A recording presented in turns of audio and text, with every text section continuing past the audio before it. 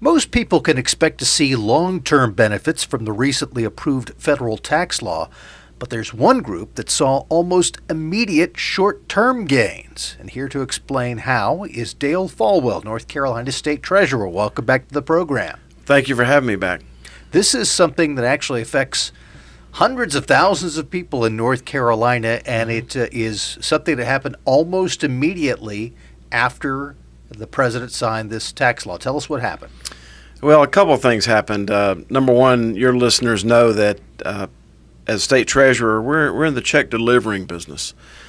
We spend almost $800 million every 30 days just for the pension, health care, and pharmacy benefit for active and retired state employees. And we had a group of employees in our retirement division who had a goal this year that I wasn't aware of, that said that we want to try to get the 1099s out as soon as possible. So they got those out 2 weeks ahead of time. Never that quick in North Carolina history to our retirees. So I made an offhanded remark a week or so after that. I said, "What have you been doing lately?" This is like the 20th of January. And they said, "Oh, you'll hear about it soon." And they had taken it upon themselves, which is in our press release, to actually take the tax package that the Congress passed and President Trump signed and actually work with our IT department to implement the lower tax rates. So the $500 million worth of benefit retirement checks that went out last Friday all incorporated the lower tax rates, which resulted in almost $5.8 million of additional money into the hands of our retirees. Now, this is money that they would eventually be benefiting from anyway, but it was because of the quick work of your staffers that they got it as soon as they did? Well, not only did they get it as soon as they did, but if they had paid that based on the rates that will be in existence all of 2018, they would really have to have waited till April of 2019 to get this money back. So this was a big win for our retirees, and it's just another example. As the state treasurer, I'm the keeper of the public purse, and not only do I take that seriously, but a lot of hundreds of hardworking employees that work for us take that seriously also. Now, you've had a chance after more than a year now in office to see what these workers in your department are doing. Is this commonplace that they're looking for ways to help the people of North Carolina in a way like this or in other ways? Well, I'm very honored. I've had the experience of working with people at the Division of Employment Security for over 3 years. I was almost 800 employees. The Treasurer's Office is about half that size. And I know the ability, the creativity, the integrity, the passion of the average state employee. And we're trying to set a culture, Mitch, of figuring out what's right, get it right, and keep it right on behalf of the taxpayers and the participants of these plans.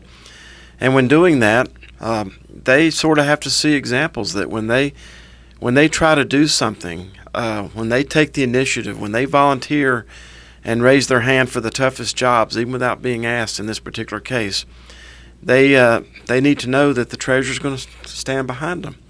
We all know that people who are really trying hard, me and you included, doesn't always work out the way that we intend it to. But they've seen example after example that I reward integrity, ability, and passion in our department. And they're just super excited in different parts of our agency about how to take care of this. But we have a lot of problems. We have a state health plan that is one of the most bankrupt state health plans in the United States, behind Illinois on a per capita basis, according to some of the research centers. We're paying out benefits to people who didn't deserve them. We're just trying to figure out how to get the benefit to the people that deserve them, make sure the people who don't deserve them don't get those benefits, and set these plans up for the next 10 and 20 years so that they're sustainable, so that the state employee and the taxpayers, who are also state employees, and the General Assembly, as they appropriate money, can have some level of certainty.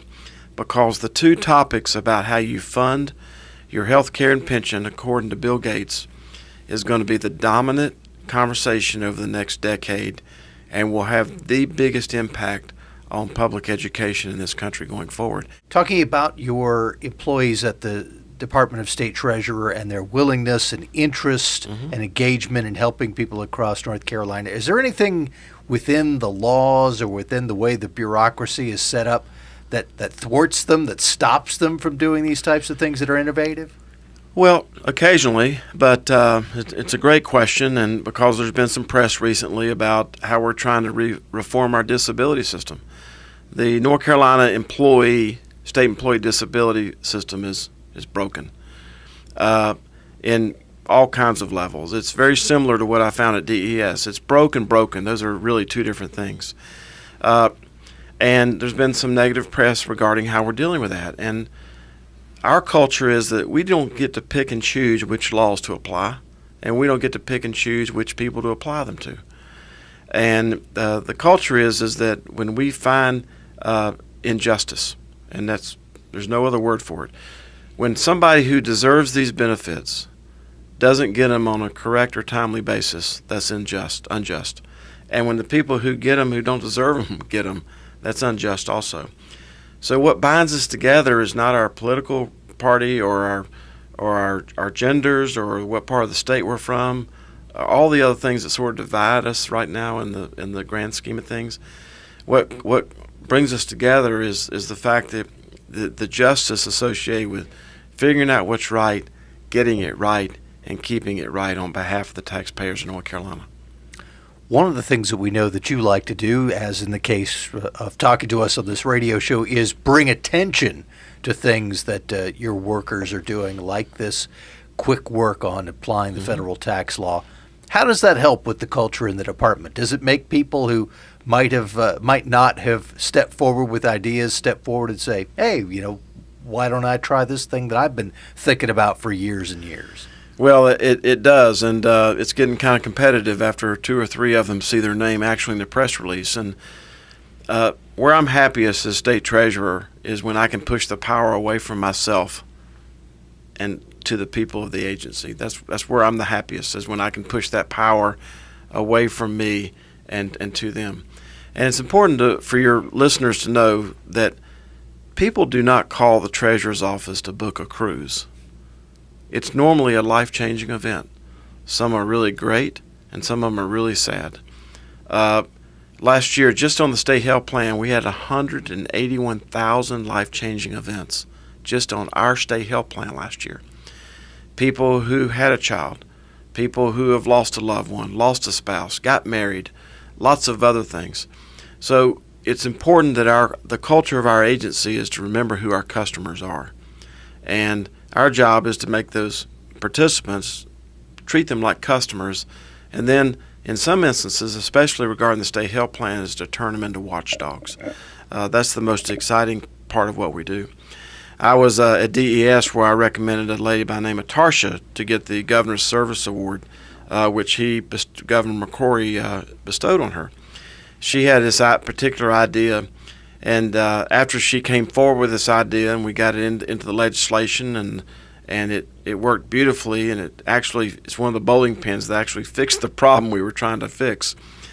Then I had several people come up to me and said, I had that idea 8 years ago, and I had that idea 12 years ago. And I said, yeah, but it takes courage to volunteer and raise your hand for some of the toughest things when no one else is saying anything. And that's the culture we're trying to create at the Treasurer's Office. And it's the reason I do it the way I do it is simply this, Mitch. We're in a society, and I'm glad I'm on your show today, that people just want to, in some instances, be affirmed. They don't want to be informed. When I was growing up, people never said often, you did what? They sort of want to know why you did what you did. But there seems to be no patience for people understanding why, the why of anything. So the reason that I'm vocal about these things, especially the $40 billion worth of unfunded liabilities that I have, is that they're invisible. They're invisible things that I think are directly contradict, the health, financial well-being of our society. And when we find them, as I said earlier, we try to figure out what's right, get them right, keep them right. And we tell the truth. We let the chips fall where they may, and focus on doing the right thing.